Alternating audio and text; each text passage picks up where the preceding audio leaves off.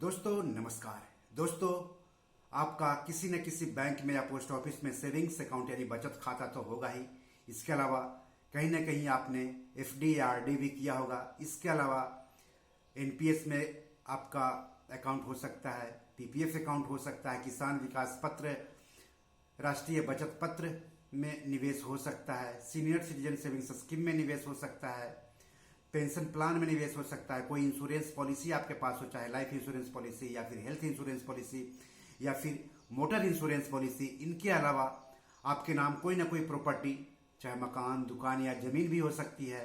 तो क्या अभी तक आपने उनका नॉमिनी बनाया है या फिर नहीं बनाया है? यानी अगर सेविंग्स अकाउंट है आपका तो उसमें आपने किसको नॉमिनी बनाया है? अगर एफडी में है पैसा लगा हुआ, आरडी में पैसा लगा हुआ है, पीपीएफ में पैसा लगा हुआ है, पीएफ में पैसा लगा हुआ है, एनपीएस में पैसा लगा हुआ है, हेल्थ इंश्योरेंस पॉलिसी है आपके पास, तो क्या आपने अभी तक नॉमिनी बनाया है या फिर नहीं बनाया है?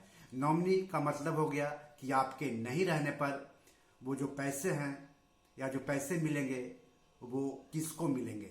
अगर आप जिंदा रहते हुए नॉमिनी बना देते हैं तो नॉमिनी बनाना भी आसान होता है, और आपके नहीं रहने के बाद आपने जिनको नॉमिनी बनाया है उनके नाम पर पैसे ट्रांसफर करना भी आसान हो जाता है। लेकिन अगर आपने नॉमिनी नहीं बनाया और आपके साथ हादसा हो जाए, आप नहीं रहें, तो जो आपके परिवार हैं, आपके बच्चे हैं, उनको आपका पैसा लेना काफ़ी मुश्किल हो जाता है। कई बार विवादों में फंस जाता है, कई बार कोर्ट कचहरी का चक्कर लगाना पड़ जाता है। तो अगर नॉमिनी नहीं भी बनाया है तो वसीयतनामा तो कम से कम बना ही लीजिए, जिसमें यह स्पष्ट तौर पर लिखा हो कि जो आपकी अलग अलग संपत्ति है वो आपके बाद या आपके नहीं रहने से किसको मिलेगी, ताकि आपके परिवार और आपके बच्चों को आपके ही पैसे के लिए, जिसको कि आपने अपने परिवार और अपने बच्चों की खुशहाली के लिए बनाया है, उनको मिलने में आसानी हो। मैं इसलिए ये कह रहा हूँ कि कोरोना भयावह रूप लेता जा रहा है। वैसे तो जिंदगी ही अनिश्चित है, अनसर्टेन है। आपकी आखिरी सांस कब कौन सी सांसें होगी कहना मुश्किल है, लेकिन कोरोना ने इस अनिश्चितता को और बढ़ा दिया है। तो क्यों ना हम जो हमारी संपत्ति है, चाहे वो चल संपत्ति हो या अचल संपत्ति हो, उसका समय रहते नॉमिनी बना दें, उसमें नॉमिनी का नाम डाल दें, या फिर समय रहते वसीयतनामा तैयार कर लें।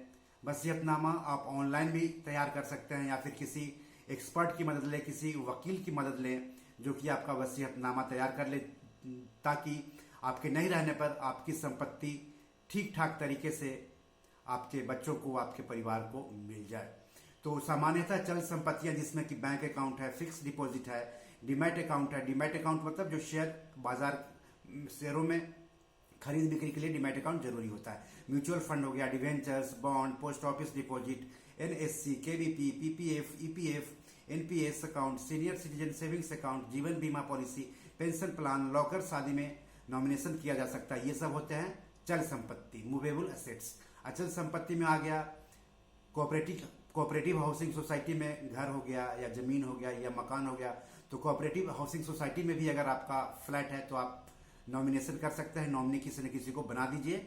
और ये काम आप हाउसिंग सोसाइटी के दफ्तर में, यानी जो ऑफिस है वहां जाकर कर सकते हैं। चेयरमैन, सेक्रेटरी से आप इस संबंध में बात करें। तो हम सबको पता है कि अकाउंट होल्डर की अचानक मौत हो जाए, पॉलिसी होल्डर की अचानक मौत हो जाए, शेयर बाजार या म्यूचुअल फंड के निवेशक की अचानक मौत हो जाए, या प्रॉपर्टी के मालिक की अचानक मौत हो जाए, बैंक लॉकर के मालिक की अचानक मौत हो जाए, तो उसके अकाउंट से पैसे निकालना कितना मुश्किल काम होता है। भले ही आप उसके सगे संबंधी हो, लेकिन जब अकाउंट होल्डर नॉमिनी बना लेता है उसके पैसे निकालने में कोई परेशानी नहीं आती है। इसलिए हर किसी को अपने अकाउंट में अपने माता पिता, पत्नी, बच्चों में से किसी एक को या सभी को बराबर बराबर हिस्सा देकर नॉमिनी बना लेना चाहिए, तो आपके लिए फायदेमंद होगा। हम सब जानते हैं कि कोई भी इंसान इसलिए दौलत बनाता है, इंश्योरेंस पॉलिसी लेता है, बैंक बैलेंस रखता है, या फिर शेयर बाजार या म्यूचुअल फंड या फिर सोने चांदी या मकान दुकान में पैसे लगाता है, ताकि उनकी आने वाली पीढ़ियां भी आरामदायक जिंदगी जी सके। लेकिन दौलत बनाने के दौरान इंसान से एक जरूरी काम छूट जाता है, या फिर उस काम को टाल मटोल करते हुए नजरअंदाज कर देता है, जिससे उसकी पीढ़ियों को उसके गुजर जाने के बाद उसकी दौलत हासिल करने में काफी मशक्कत करनी पड़ती है। तो आपकी अगली पीढ़ी को आपके जाने के बाद आपकी दौलत हासिल करने में किसी तरह की दिक्कत ना हो, ये जानने के लिए इस एपिसोड को शुरू से लेकर के अंत तक जरूर देखिए।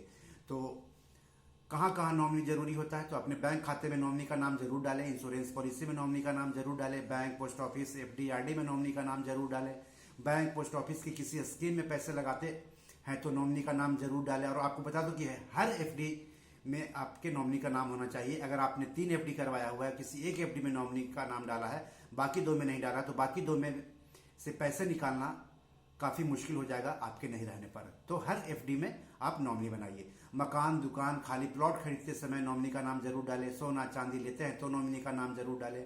शेयर बाजार से पैसे कमाने के लिए खाता खुलवाते हैं तो नॉमिनी का नाम डालें। म्यूचुअल फंड से पैसे कमाने के लिए खाता खुलवाते हैं तो नॉमिनी का नाम डालें। बैंक लॉकर रखते हैं तो नॉमिनी का नाम जरूर डालें। दौलत कमाने के लिए कहीं भी पैसे लगाते हैं तो नॉमिनी का नाम जरूर डालें।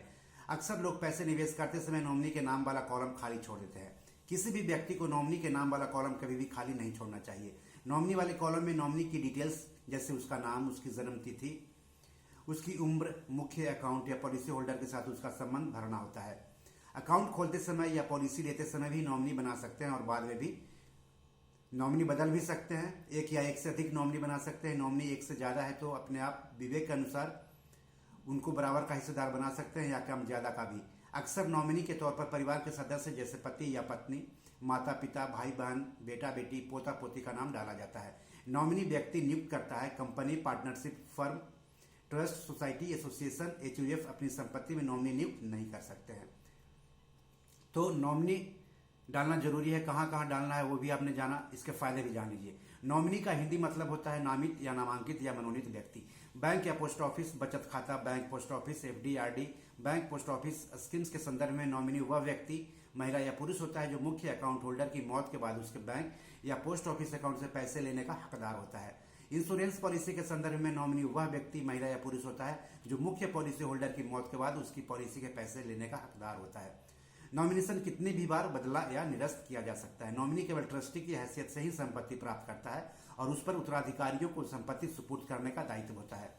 नॉमिनेशन कर दिए जाने से व्यक्ति की मृत्यु के बाद नॉमिनी सामान्य प्रक्रिया और बिना किसी अतिरिक्त खर्च के संपत्ति प्राप्त कर सकता है। नॉमिनी बनाने का कोई शुल्क नहीं लिया जाता है। नॉमिनेशन करना अनिवार्य नहीं होता है, लेकिन आप अनिवार्य तौर से नॉमिनी बना दीजिए। नॉमिनेशन सुविधा एक वैकल्पिक सुविधा है, परंतु लंबी न्यायिक प्रक्रिया एवं खर्चों से बचने के लिए नॉमिनेशन जरूर करना चाहिए। वैसे भी हम सभी नॉमिनेशन करने का महत्व भली भांति समझते हैं, परंतु कई बार लापरवाही के कारण हम नॉमिनेशन करने से चूक जाते हैं या परिस्थितियों में बदलाव होने पर नॉमिनी के नाम में परिवर्तन नहीं कर पाते हैं। नॉमिनेशन नहीं होने की दशा में व्यक्ति की मृत्यु के बाद उत्तराधिकारियों को संपत्ति प्राप्त करने के लिए पंजीकृत वसीयत या उत्तराधिकारी प्रमाण पत्र प्रस्तुत करना होता है। उत्तराधिकारी प्रमाण पत्र कोर्ट से प्राप्त किया जाता है, जिसमें 6 माह से लेकर के 12 माह का समय लगता है और लगभग 8 से 10% कोर्ट फीस भी अदा करनी होती है। तो अगर आप समय रहते हुए नॉमिनी बना देते हैं तो इन सब झंझटों से आप बच सकते हैं। तो कोरोना का समय है, काफी अनिश्चित समय चल रहा है और आप चाहते हैं कि आपके बच्चे, आपके परिवार आपके नहीं रहने के बावजूद खुशहाल जिंदगी जिए, तो आप जो संपत्ति बना रहे हैं, जो दौलत बना रहे हैं, आप जो एफडी आरडी कर रहे हैं, स्मॉल सेविंग्स स्कीम में जो पैसे लगा रहे हैं, एनपीएस में पैसे लगा रहे हैं, इंश्योरेंस पॉलिसी जो है, आप उन सब में नॉमिनी जरूर बनाइए ताकि आपके परिवार को, आपके बच्चे को आपके बाद मुश्किलों का सामना नहीं करना पड़े। तो आज इतना ही। नमस्कार।